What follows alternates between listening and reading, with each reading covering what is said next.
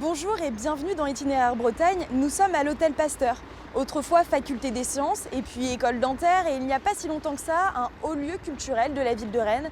C'est un lieu qui est en perpétuel renouvellement et qui se veut l'adaptation d'un bâtiment aux besoins des citoyens. Mais avant de voir ce que ce lieu va devenir, je vous propose de regarder cette archive de 1971, lorsque l'école dentaire prenait ses quartiers ici. Dentaire, une première. C'est en plein cœur de Rennes qu'est installée l'unité d'enseignement de recherche et de déontologie, en résumé, l'école dentaire. Considérée comme l'une des meilleures écoles, elle est la seule de France qui assure les 4 années. Son matériel fait l'admiration des étrangers. En visitant cet établissement, on arrive très vite à la salle des fantômes, qui n'a rien à voir avec le fantôme traditionnel. Mais pourquoi nomme-t-on ainsi cette salle au matériel révolutionnaire? Pour l'aspect particulier, voyez-vous, de cet appareil que je vais vous présenter aujourd'hui, l'étudiant, nous avons voulu qu'il arrive et qu'il exerce tout de suite dans les mêmes conditions qu'il exercera plus tard dans son cabinet. Pour s'arriver à ce résultat, il nous a fallu penser tout à la fois le matériel des travaux pratiques dits fantômes, comme nous venons de les définir, et aussi le matériel de la clinique.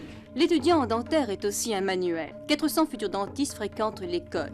Cet établissement fait aussi office d'hôpital, un hôpital clair, net, moderne, accueillant. Vous vous demandez sans doute à qui il est ouvert.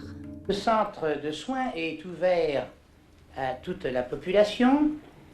Il comporte toutes les spécialités de la profession, dentisterie opératoire, chirurgie, parodontologie, prothèse et orthopédie dentofaciale. Et les étudiants de 5e année, sous la responsabilité permanente et le contrôle direct de professeurs, d'assistants ou d'attachés, réalisent les soins que comporte le traitement. Bouge pas mon grand. C'est bien en place dans le tube. Voilà un premier arc qui appuie sur les dents molaires du fond. Et voici une bande élastique qui va prendre, elle, point d'appui sur la nuque et qui va donc permettre le mouvement d'avant en arrière.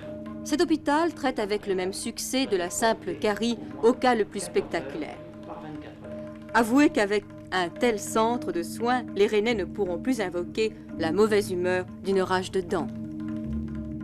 On se retrouve dans cette pièce qui est le vestige de l'ancienne faculté des sciences avec Sophie Ricard, qui est l'architecte et la coordinatrice du projet de l'hôtel à projet Pasteur. Sophie, concrètement, il va devenir quoi ce lieu ? Alors ce lieu va rester un lieu dédié à différentes pratiques et disciplines et toujours ouvert à l'innovation sociétale, on va dire. On ne figera pas les espaces dans une architecture dédiée à une spécificité, mais l'idée est bel et bien de toujours pouvoir accueillir l'immédiateté du besoin issu de la société civile, des besoins de société. Il faut dire aussi que c'est un très grand lieu, il y a vraiment de l'espace. C'est peut-être pour ça qu'on peut y mettre autant de choses. Ça fait combien Alors on est à peu près sur 6000 m², on est un bâtiment qui est composé entre 2 grandes cours de 300 m² et qui accueillera du coup une école maternelle sur 1600 m² du rez-de-chaussée et une partie de l'entresol. Et l'hôtel Pasteur, donc lieu de culture, prendra à peu près 3000 m² dans les étages avec un EduLab qui prendra 300 m². Un EduLab, c'est quoi ? Un lieu d'éducation, d'enseignement aux pratiques numériques, éducation citoyenneté. Alors on peut entendre les ouvriers qui travaillent. C'est un chantier qui est un peu particulier. D'une, il est ouvert à tous. Comment est-ce que vous l'avez appréhendé, ce chantier ? Alors de la même manière que ce bâtiment a été mis à l'épreuve de l'usage, on s'est dit qu'on ne voulait absolument pas qu'il y ait des algécos extérieurs. Bien souvent sur des chantiers, on a des algécos positionnés à l'extérieur. Nous on s'est dit qu'il fallait que les nouveaux hôtes utilisateurs du lieu soient les artisans. Du coup le bureau de la maîtrise d'ouvrage, de la maîtrise d'œuvre et les vestiaires des artisans sont sur site. Donc de la même manière qu'on a pu observer pendant 5 années d'expérimentation une revalorisation de ces anciennes paillasses qui dataient de la faculté dentaire et de la faculté des sciences par d'autres hôtes, artistes, plasticiens, universitaires, etc. Les artisans aujourd'hui se servent de ce patrimoine pour en faire aussi leur atelier. Et donc ça, c'est la condition, à mon avis, sine qua non pour faire de ce chantier un lieu d'enseignement ouvert sur la ville et pour qu'on puisse ensemble, maîtrise d'ouvrage, architectes et artisans, faire un projet commun et se comprendre. Merci beaucoup Sophie de nous avoir répondu.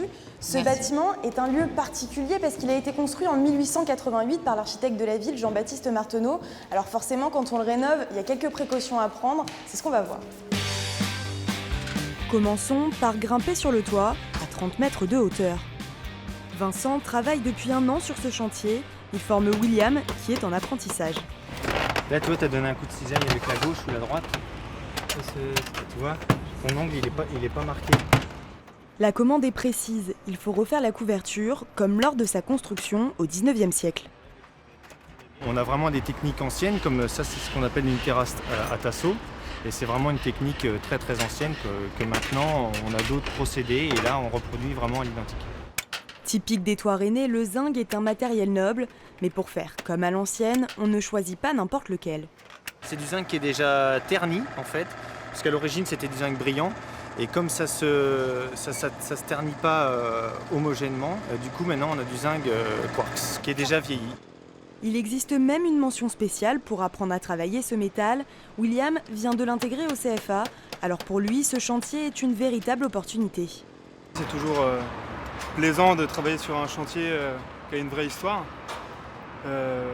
Puis ce qu'on y voit, c'est pas tous les jours qu'on fait du tasseau déjà. C'est pas si courant que ça.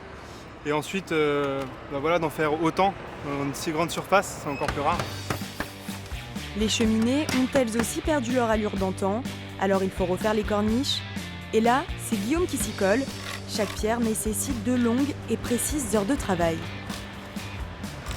Environ, avec le retour, on est entre 6 et 8 heures de travail.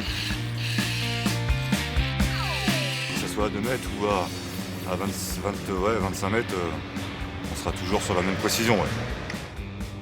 Je vous rappelle que si vous voulez venir voir ce qu'il s'y passe, ce chantier est ouvert. Et pour voir l'hôtel Pasteur revivre, il faudra attendre septembre 2019 où s'installeront 8 classes de maternelle. En attendant, moi je vous dis à bientôt. Et pour revoir cet épisode d'Itinéraire Bretagne, rendez-vous sur bretagne.france3.fr. Ciao!